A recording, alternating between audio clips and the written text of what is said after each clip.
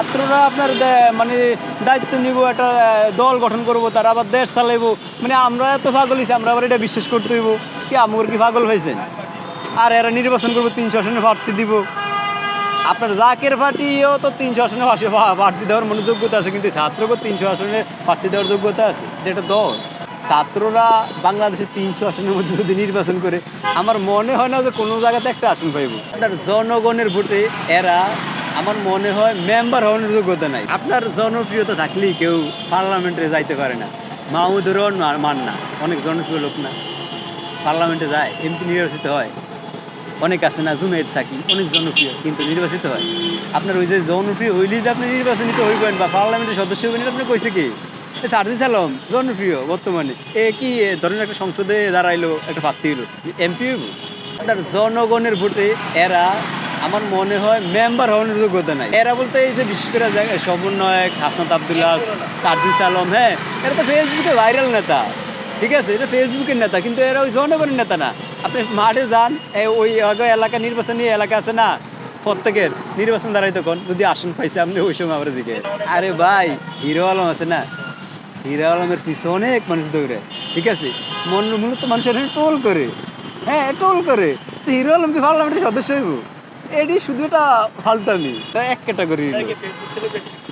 এরা মূলত Facebook celebrity, এরা ওই নির্বাচনের মাঠের জন্য জনপ্রিয় না। এরা পাবলিক ফাংশনে মানে জনগণের ভোটে একজন পার্লামেন্ট দূরের কথা, একটা ইউনিয়নের মেম্বার হওয়ার যোগ্যতা নাই। আপনার এই যে নাহিদ ভাই আছে, আসিফ মাহমুদ, এরা যে পার্লামেন্টে আছে বা মানে উপদেষ্টার মধ্যে আছে, আমি মনে করি এরা এরও একটা কোটাতে আছে। মানে আপনার এই যে কোটা নিয়ে তো আন্দোলন, আপনার এরা কোন কোটায় এই যে দায়িত্ব নিল, উপদেষ্টা হইলো, এরা তো একটা কোটায় আছে। তো আপনি কি এই যে পার্লামেন্টে অংশগ্রহণ করছেন, সংবিধান অনুযায়ী কি আপনি এই যে উপদেষ্টা হয়েছেন? আপনি কোন নিয়মে হয়েছেন? আপনি তো একটা কোটায় নির্বাচিত। আপনার এইটাও তো অন্যরকম একটা কোটা। আপনার যেমন ডক্টর ইউনূস সাহেব আছে না, অবশ্যই বৈষম্য আছে। আপনার ডক্টর ইউনূস সাহেব আছে, তো ডক্টর ইউনূস সাহেব তো একটা কোটায় প্রধান উপদেষ্টা, ওটা যুক্তরাষ্ট্রের কোটায়। আমি মানে আমার মানে সিরিয়াসলি কোনো দল করি না, মানে আমার এসে গিয়া কি